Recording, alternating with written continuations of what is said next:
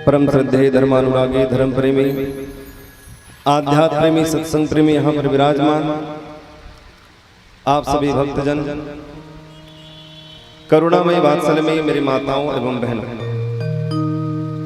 भगवान भोलेनाथ की महती कृपा करुणा से आपके इस पावन ग्राम पौड़ी में श्री शिव महापुराण के अविरल कथाधारा मंदाकिनी बह रही है और इस कथा मंदाकिनी में स्नान करने के लिए आप सब भक्त यहाँ पर उपस्थित हुए हैं। जो भोले बाबा के दीवाने हैं सब यहाँ पर आकर उपस्थित हो गए और बड़े भाव से कथा सुनने के लिए सबके सब आतुर हैं। इस कथा का आयोजन मां शीतला मंदिर समिति एवं आप समस्त ग्रामवासी पौड़ी के तन मन धन के सहयोग से किया जा रहा है। मुख्य श्रोता के रूप में यहाँ पर विराजमान आप सबने किया है श्री लीलेश्वर साहू जी को, उनकी धर्मपत्नी जमुना देवी जो अखंड व्रत लेकर के यहाँ पर कथा में विराजमान है। आप सभी के हृदय में विराजमान भगवान भोले बाबा को प्रणाम करते हुए सिया राम मैं सब जग जानी करहूं प्रणाम जोर जुग पानी, सबको प्रणाम करते हुए हम कथा की ओर प्रस्थान करें। कल आप सबने श्री कुबेर जी का चरित्र श्रवण किया, किस प्रकार कलिंग देश के राजा दम को कुबेर पद की प्राप्ति हुई। कुबेर एक पद है, नाम नहीं है, इसका ध्यान दीजिएगा। आप भी कुबेर बन सकते हो, जैसे प्रधानमंत्री एक पद है, इंद्र एक पद है, ऐसी कुबेर एक पद है, नाम नहीं। कुबेर भी बदलते रहते हैं। अकस्मात अनायास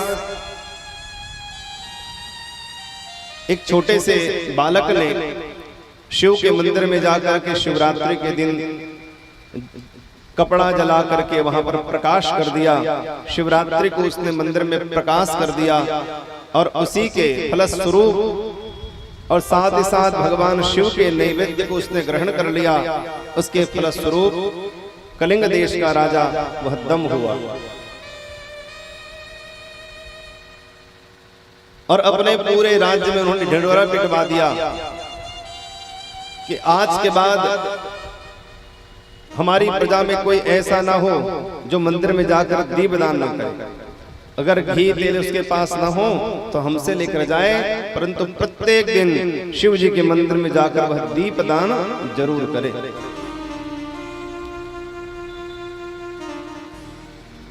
महाराज, हमारे भीतर भगवान के पूजा आदि करने से सकारात्मक ऊर्जाएं प्रवेश करती हैं और पूजा के नहीं करने से नकारात्मक ऊर्जाएं हमारे भीतर हावी होती हैं। इसका ध्यान रखिएगा।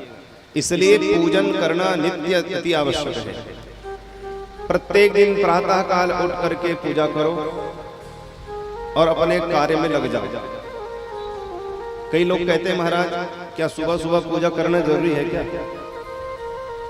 शाम को काम निपटाने के बाद मंदिर जाकर पूजा कर ले तो बन जाएगा। भैया सबका समय होता है। अच्छा, मैं आपको कहूं कि चलो ठीक है, सब काम निपटाने के बाद रात को घर जाओ और भजन कर ले। अगर ये कहूं तो आप उस समय में भजन कर लोगे, परंतु एक बात बताओ, आपके घर में कोई भोज रखना हो, मान लो बच्चे का जन्मदिन हो या घर में और कुछ कार्यक्रम हो और भोज रखना हो, सब पूरे गांव को बुलाकर भोजन कराने का समय आप सुबह सुबह 4 बजे दे दो कि पूरे गांव वाले सुबह 4 बजे आए और मेरे घर में भोजन करें,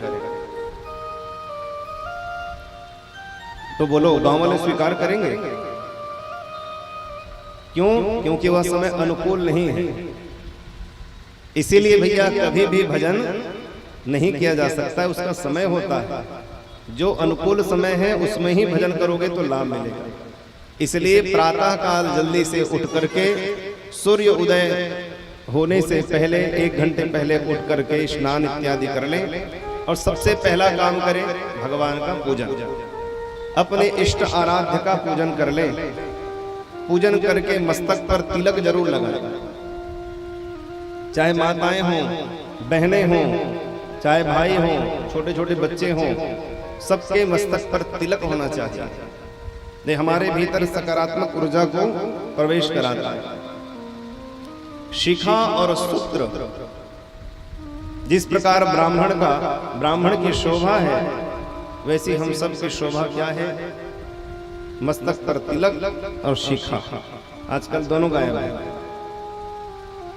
न लोग शिखा रख रहे हैं, चोटी रख रहे हैं, और नहीं मस्तक पर तिलक लगा रहे हैं। अब जब आप ही छोड़ रहे हो तो आप यह क्या भविष्य में विचार कर सकते हो कि आपके बच्चे भी शिखा और सूत्र धारण करें या मस्तक पर तिलक धारण करें?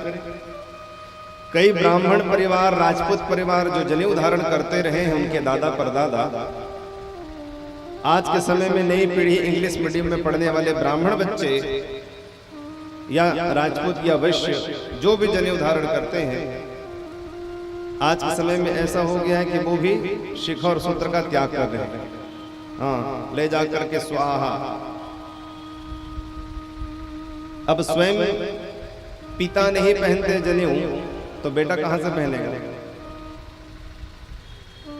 तो सकारात्मक ऊर्जा पूजा से प्राप्त होता है। पूजा का अर्थ वही होता है, पुर्ज एक इति पूजा, जो हमें सकारात्मक ऊर्जा प्रदान करे। इसलिए प्रातः काल उठ करके मंदिर को जावे, मंदिर में एक लोटा जल और सुंदर सा बेलपत्र लेकर के मंदिर में जावे, और जाकर के भोले बाबा को एक लोटा जल और बेलपत्र अर्पण करके मस्तक पर तिलक लगा करके आप लौट कर आ जाइए। बस इतना बस कर लीजिए, उसमें भी लाभ है। समय है तो बढ़िया से पूजा करके आइए, भोले बाबा का पूजन। तो महाराज, एक बेलपत्रम एक पुष्पम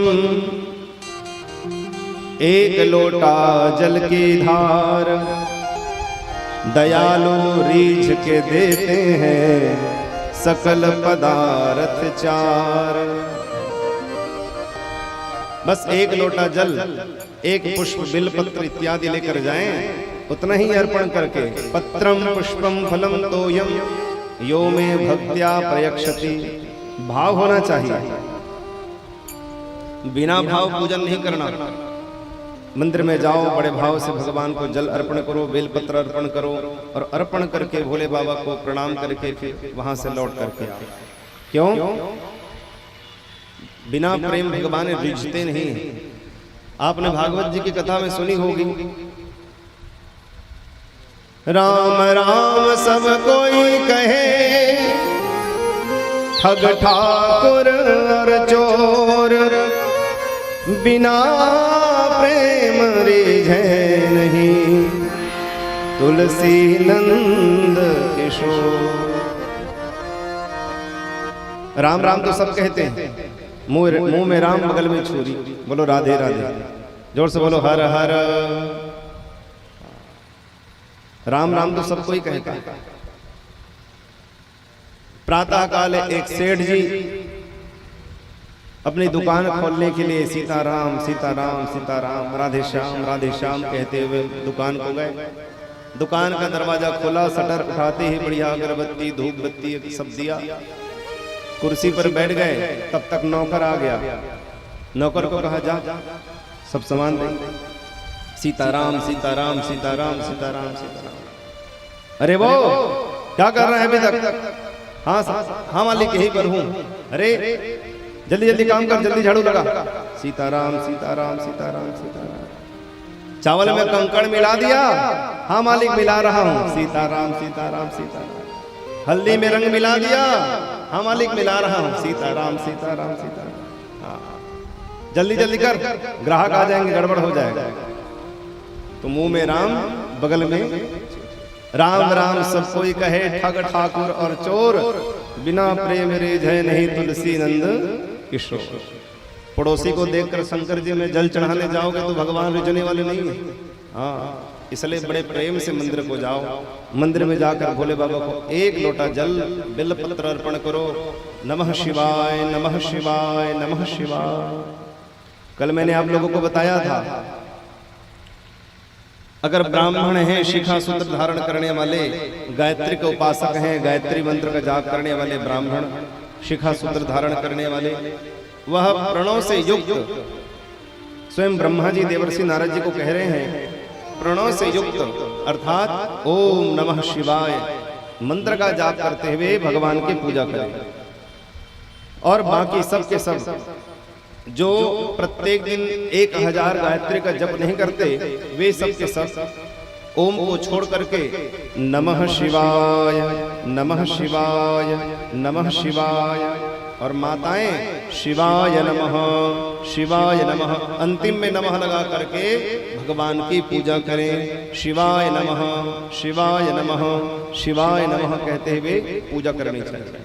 भगवान की सुंदर पूजा करो तो कि क्या प्राप्त होंगे? बाबा रेज के देते हैं सकल पदार्थ चार, धर्म अर्थ काम और मोक्ष। जो मांगोगे सो भोले बाबा के दरबार में प्राप्त होता है। मनोरथो मदीयोऽयं कर्तव्यः सकलस्त्वया निर्विघ्नेन सुसंपूर्णं कथा श्रवणमस्तु मे। मंदिर में जो कुछ जाकर पूजा करोगे तो फल तो मिलेगा। कथा सुनने के लिए आए हो, साक्षात श्रीमद्शिव पुराणाख्यः प्रत्यक्षत्वं महेश्वरः, साक्षात भगवान भोले बाबा बैठे समझना चाहिए। इसलिए यहाँ पर भी आकर के पत्र पुष्प अर्पण करके यथा स्थान बैठ जाएं और भोले बाबा को जो मांगोगे तो मिलेगा सकल पदार्थ, जो मांगोगे सो मिलेगा। परंतु हाँ, जो मांगा सो धर्म सम्मत होना चाहिए। बोलो हर हर। जो मांगोगे तो धर्म सम्मत होना चाहिए। दुर्ग में मैंने एक जगह कथा की, शिव महापुराण की। मैंने ऐसे कहा जो मांगोगे सब मिलेगा। एक साल बाद फिर गया कथा करने के लिए, तो माता जी आकर कहते महाराज ते कह रहे जिन मांगो दिन मिलते कि एक साल हो गए मोला मिल भी नहीं करे। क्यों कहा मांगे रहे दाई? मैं कह रहे हूँ मोर पड़ोसी मोर संग दिन भर लड़त रहते हो, आँखी फूट जाएगी। मैं कह अरे राम राम, इसने मांग में कहाँ मिली तो? अरे जो मांगो सो धर्म सम्मत होना चाहिए। धर्म सम्मत नहीं है तो भगवान क्या देंगे? इसलिए कभी किसी के बारे में बुरा नहीं सोचना। बुरा जो देखन में चला, बुरा न मिलया कोई, जो मन खोजा अपना मुझसा बुरा न को। इसलिए कभी किसी में बुराई ना देखें, बस हर हर महादेव कहते हुए अपना काम आप बड़े भाव से करते रहिए। जो मांगोगे सब भोले के दरबार में प्राप्त है, सब आपको मिलेगा। अरे भोले बाबा से बढ़कर के व्यापारी कौन है? जिनकी दुकान में चारों पदार्थ हैं, जिनकी दुकान में 4 दरवाजे हैं। भोले बाबा क्या हैं? व्यापारी। और भोले बाबा के दुकान में 4 दरवाजे हैं और चारों दरवाजे में अलग अलग पदार्थ है। कौन कौन से? बोले धर्म अर्थ काम और मोक्ष। अब लंबी लाइन लगी हुई है सब में। धर्म के दरवाजे पर थोड़ी भीड़ कम है तो सही, पर थोड़ी भीड़ कम है। किससे? अर्थ से। पैसा मांगने वाले आजकल बहुत बढ़ गए हैं। धन संपत्ति सुख ये सब कामना वाले बहुत लंबी लाइन लग चुकी है सब। तो लंबी लाइन अर्थ में लगी हुई है, थोड़ी सी चीज कम धर्म में लगी हुई। कई लोगों की धर्म में रुचि होती है। और फिर है काम, उसमें तो पूछो ही मत।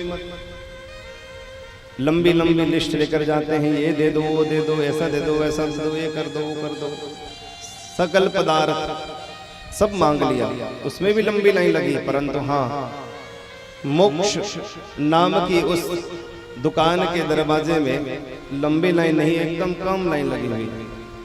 वे 2 4 10 आदमी मिल जाएंगे।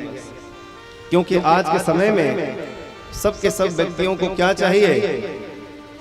दो मार्ग होते हैं, प्रवृत्ति और निवृत्ति। आगे जाकर चर्चा करेंगे इसकी।